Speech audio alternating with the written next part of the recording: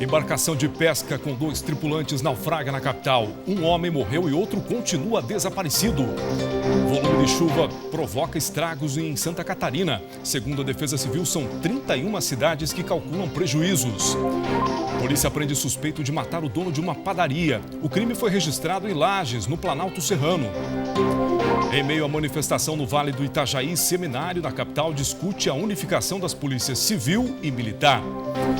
E veja também, com a falta de recursos, o transporte dos alunos da APAR de Florianópolis será suspenso a partir do mês de julho. Seja bem-vindo, hoje é segunda-feira, dia 29 de maio de 2017, o Band Cidade já está no ar.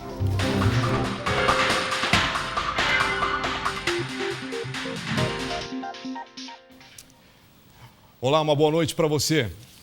Uma pequena embarcação de pesca com 2 homens a bordo naufragou na manhã desta segunda-feira, próximo à ilha do Campeche, no sul da ilha de Florianópolis. O outro tripulante segue desaparecido. De acordo com o Corpo de Bombeiros, os 2 eram experientes e haviam saído em uma pequena embarcação em direção à ilha do Campeche. Pouco depois das 11 horas, a equipe de resgate encontrou o corpo de um dos pescadores no costão norte da ilha do Campeche. As equipes seguem com a operação na busca pelo pescador. A chuva registrada no final de semana causou aí vários prejuízos, alagamentos em várias cidades do estado. Nós vamos falar sobre isso agora, sobre a nossa cobertura em todo o estado. Em Arvoredo, lá no oeste, uma residência foi interditada e a família precisou ser retirada do local.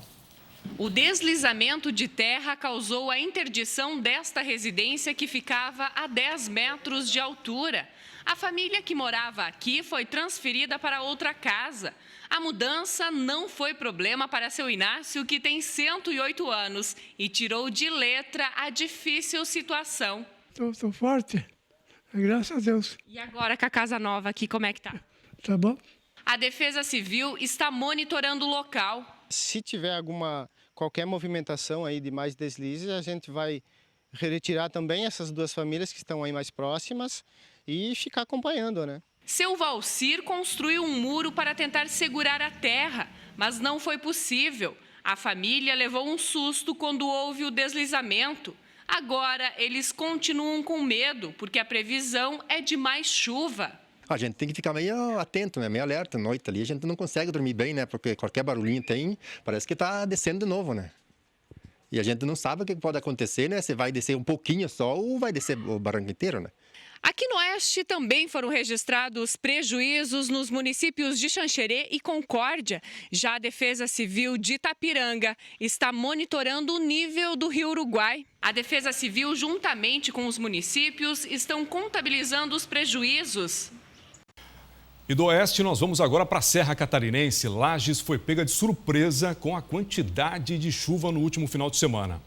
Nós tivemos alagamentos em algumas ruas do município. A Defesa Civil está de plantão para auxiliar os moradores. O final de semana em Lages foi de muita preocupação. A previsão de chuva se concretizou, porém, foi bem acima do esperado. A Defesa Civil esteve alerta desde o último sábado, acompanhando os moradores das áreas de riscos. A gente está fazendo monitoramento aqui no Rio Cará, que está nos preocupando porque já está nesse momento a 4 metros de altura, né? E dos 4 metros para frente é o que começa a nos preocupar, porque começa a dar o refluxo, né? A água não tem mais a vazão e ela começa a fazer ela represa aqui nessa região do Caça. Durante todo o fim de semana foram 29 bairros de Lages atingidos pela forte chuva, que provocaram alagamentos e deslizamentos. O principal rio da cidade está sob observação.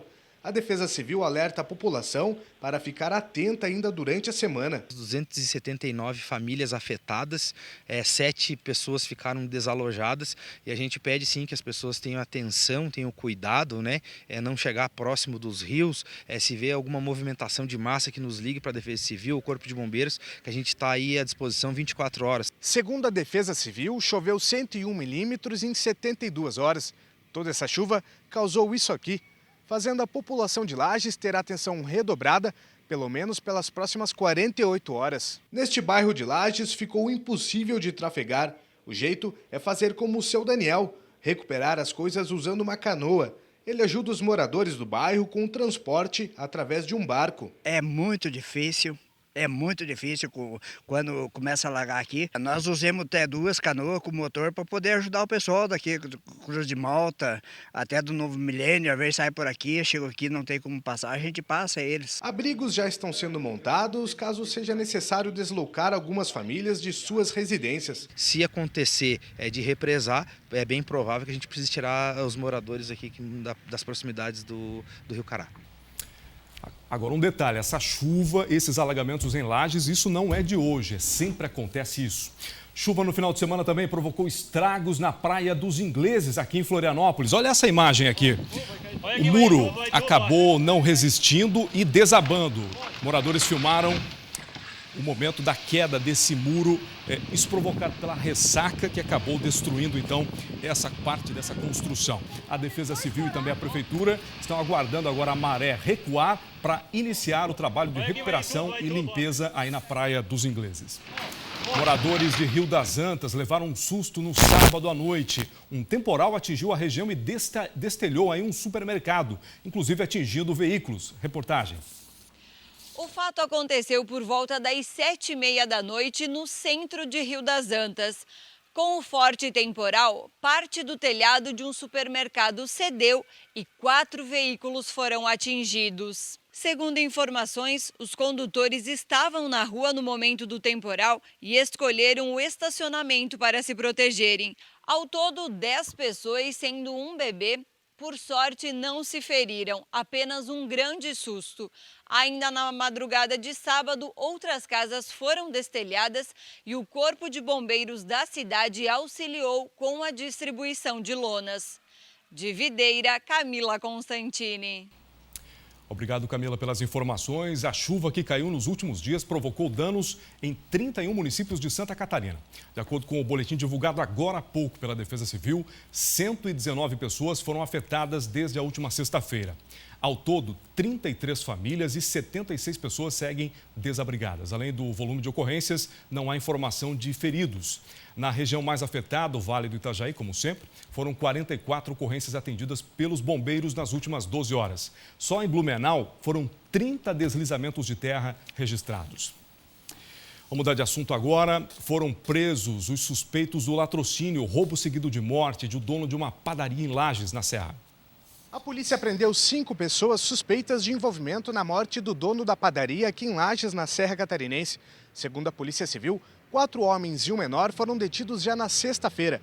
Ainda segundo a polícia, um 6º suspeito pelo crime está sendo procurado. Para relembrar o caso, o seu Zé, como era conhecido, era dono da padaria e estava atendendo quando foi abordado pelos criminosos e acabou levando um tiro no peito e não resistiu aos ferimentos. De acordo com a Polícia Civil, os 4 homens de 21, 25, 27 e 30 anos e o menor de 16 foram detidos em flagrante. O grupo pretendia roubar R$50 mil. No entanto, conforme a Polícia Civil, os suspeitos fugiram do local sem conseguir levar nada. Alguns criminosos acabaram confessando o crime de forma detalhada. A Polícia Civil ainda está investigando o caso. De Lages, Alan Borges. Foi um crime que abalou a região de Lages, na Serra Catarinense, um trabalhador assassinado que a polícia fez um belo trabalho na prisão dos suspeitos e que eles fiquem na prisão, né? Que é o lugar desses criminosos. Um ciclista morreu ontem durante uma competição em Blumenau, no Vale do Itajaí. Segundo a organização da prova de ciclismo, ele sofreu um infarto fulminante. Alexandre Vitor Miller passou mal durante uma das trilhas do desafio Blumenau Mountain Bike. Ele chegou a ser socorrido aí por paramédicos, mas não resistiu.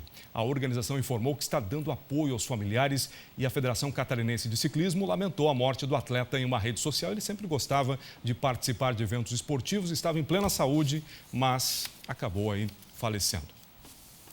Você vai ver a seguir aqui no Band Cidade, Seminário na Capital debate a possibilidade de unificação da Polícia Militar e Polícia Civil, mas o assunto divide opiniões. Nós já voltamos.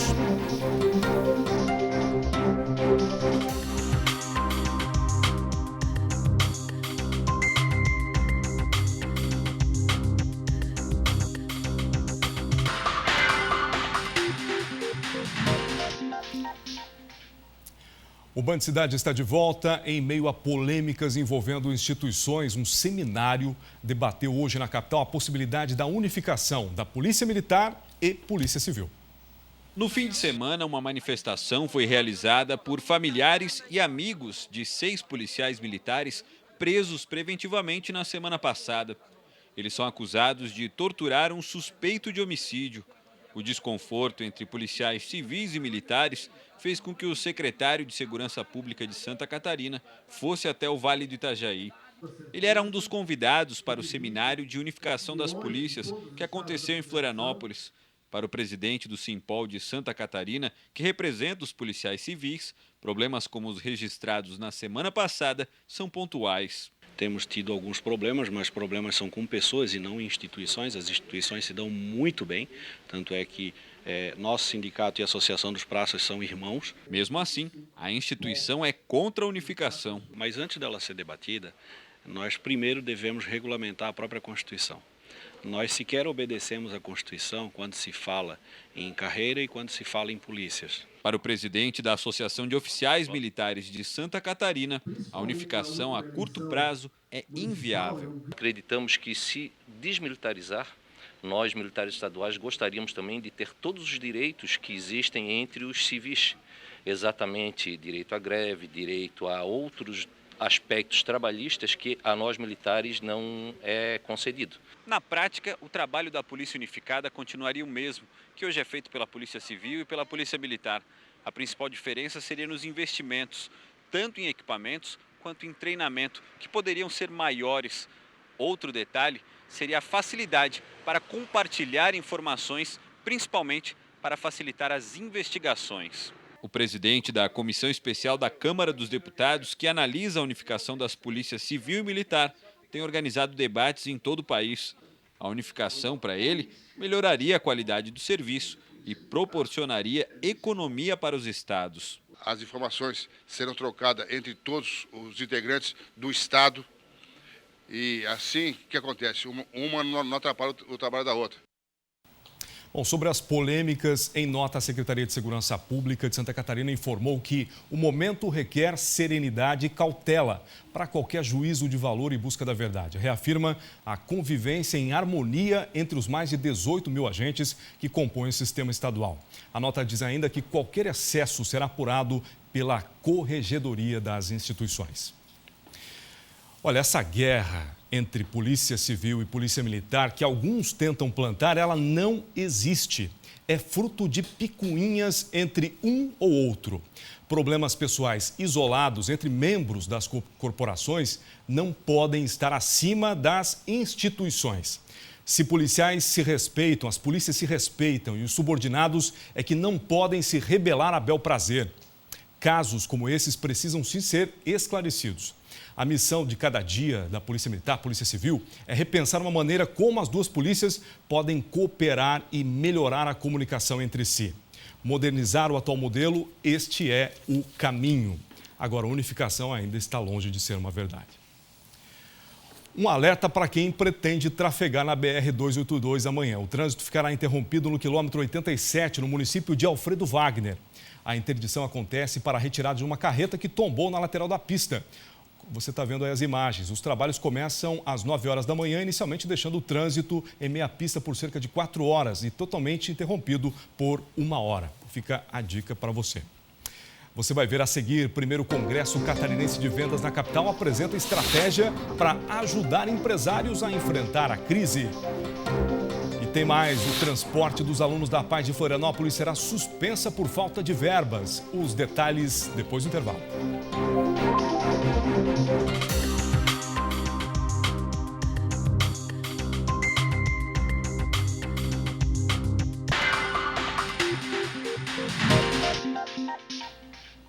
Agora, 7 horas e 15 minutos, enfrentar a crise tem sido um desafio constante para os empresários. Nessa hora, saber aplicar as estratégias certas para vender pode ser o caminho para salvar o empreendimento. Esse e outros assuntos foram dados no primeiro Congresso Catarinense de Vendas na capital. No último ano, com a instabilidade econômica, o Brasil tem sido cenário de apreensão. Inflação alta, juros subindo, o resultado é a desconfiança do consumidor, o que preocupa o mercado. O mercado está difícil, os empresários têm que fazer diferente para poder competir, se manter no mercado. Em meio à crise, podem surgir oportunidades e as estratégias de venda se mostram cada vez mais importantes em um cenário competitivo. E é esse direcionamento que autoridades e especialistas no assunto indicaram neste sábado, durante o primeiro Congresso Catarinense de Vendas na capital. Uma das alternativas que nós temos é o mercado digital. No mercado digital você pode investir muito pouco, menos recursos do que no mercado tradicional e fazer diferente, inovando com outras alternativas, outros canais. Mas não adianta só mostrar a técnica se não mostrar o resultado. Como é que se faz de verdade? As ideias poderosas que eu mostro são baseadas em histórias de vendedores e empresários que estão botando para quebrar hoje no Brasil. Além de dicas para superar a crise e vender mais, histórias de superação inspiraram os participantes do primeiro Congresso Catarinense de Vendas. Como o exemplo de vida de Geraldo Rufino, o palestrante iniciou a vida como catador de latas na periferia de São Paulo, fazendo suas primeiras investidas como empreendedor aos 8 anos. Quebrou 6 vezes e, mesmo assim, nunca levou esses episódios como algo desesperador. Ele conseguiu mudar a sua história e se tornou um exemplo de sucesso por enxergar na crise as oportunidades certas para crescer. Eu venho aqui tentar passar para as pessoas, para elas se empoderarem, para elas acreditarem nela, para acreditar na força que o Brasil, que o brasileiro tem, parar de achar que do outro lado da fronteira é melhor. Cara, eu sou um exemplo vivo que dá certo aqui, que é possível você fazer aqui, que é possível nós fazermos diferença e somarmos aqui. Nesse clima, os participantes receberam dicas e direcionamentos para ter mais autoconfiança, vender mais, superar a concorrência e alcançar o sucesso nas vendas. O transporte dos alunos da APAE de Florianópolis será suspenso no início do mês de junho. Esse assunto a gente vai ver agora aqui no telão, porque a decisão foi tomada na reunião da presidência da Associação de Pais e também alunos. Veja. A decisão foi tomada devido à falta de recursos. Conforme a presidência, a instituição não é obrigada a fornecer transporte para os alunos. O serviço era oferecido há anos porque a APAE tinha em caixa dinheiro suficiente para realizar o transporte. Porque nós não temos mais condições de arcar com essa despesa do transporte, que é muito alta e a APAE está sem recursos para isso. Diariamente, a APAE transporta 350 alunos. Por mês, são gastos aproximadamente R$ 120 mil com a manutenção de carros, ônibus e com os custos de uma equipe de aproximadamente 20 pessoas. São rodados quase 18 mil quilômetros por mês. Os recursos recebidos do governo e da prefeitura servem para os atendimentos e assistência dos alunos, como terapia ocupacional, fisioterapia e outros serviços. A Feira da Esperança, tradicional evento da APAE, que arrecada fundos há anos, não rende mais como de costume. E com isso, fica cada vez mais difícil para a associação bancar o transporte. É muito difícil para os pais trazerem os alunos. Poucos deles vão conseguir trazer, porque a maioria da nossa população que usa o transporte não tem carro realmente e moram em lugares difíceis, de difícil acesso. Às vezes tem que pegar 2 ou 3 ônibus para chegar aqui, e o que vai dificultar muito, Eles vão perder o atendimento e, além disso, talvez percam até emprego, porque eles vão ter que ficar em casa com os filhos, O orçamento mensal da entidade gira em torno de R$ 500 mil. Mas há também um déficit de R$ 80 mil por mês. Band Cidade de hoje termina aqui. Boa noite para você. Fique agora com o Jornal da Band. Tchau.